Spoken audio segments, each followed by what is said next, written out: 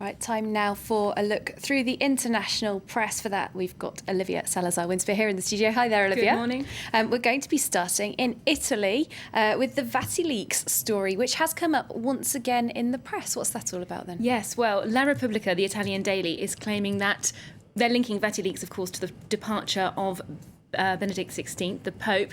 They're saying the real reason that he stepped down was because of the scandalous content in a dossier that was about the Vatileaks scandal. Now, what they say in the article is that the Pope took the decision to leave the papacy on the 17th of December. That was the same day he was handed a dossier by his cardinals detailing the contents of the Vatileaks revelations, and it's just too suspiciously coincidental. Now, what's in this very disturbing dossier? Apparently, there is information pertaining to a group of same-sex oriented clergymen and their dealings with the outside world. Translated into normal language, that means that there is apparently a gay network within the Vatican, and they have been part of a lobby that has been very influential in terms of making powerful decisions and promoting certain people's career or not. Now, the Vatican has obviously refuted any comment on this. They say no comment whatsoever. They're not denying or accepting this.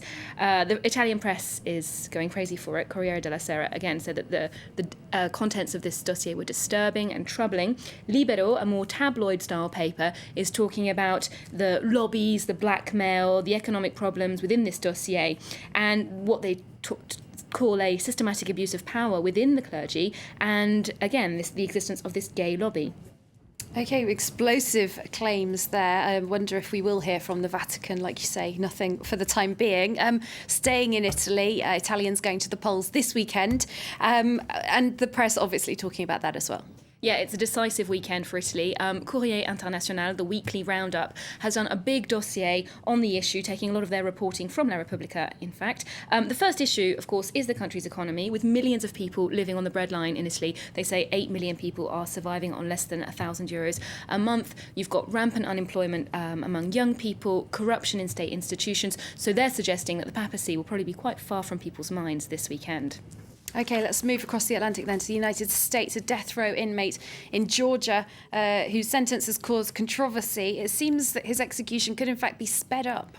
Yes, this very, very interesting article from The Guardian giving a very interesting reason why this execution might be sped up. There are 2 convicted murderers who could be executed before next Friday because the drug that they use in Georgia State for the lethal injection is set to expire on the 1st of March. This man, we just have to contextualise slightly, the man in question is Warren Lee Hill, who is on death row. His case had prompted outcry internationally because he was deemed to have intellectual disability, or he was mentally impaired, and of course sentencing someone like that to death is considered unconstitutional in the US. But there is now this question that they might not have the injection required to execute him, and this is because it's becoming more and more difficult for the United States to access this drug. It's actually called pentobarbital. The EU and other institutions are making exports of this kind of medicine much more difficult in their anti-death penalty stance. So that could prove a huge problem for a state that has 95 people on death row.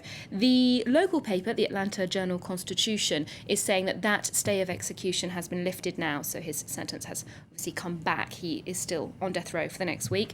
And in a more reflective piece, the UK Independent asks whether it's really ethical to sentence someone with these kind of disabilities. The journalist points out that despite calls for clemency from the EU and former US President Jimmy Carter, this man is unlikely to be able to prove his disability beyond reasonable doubt because Georgia has such strict rules about that.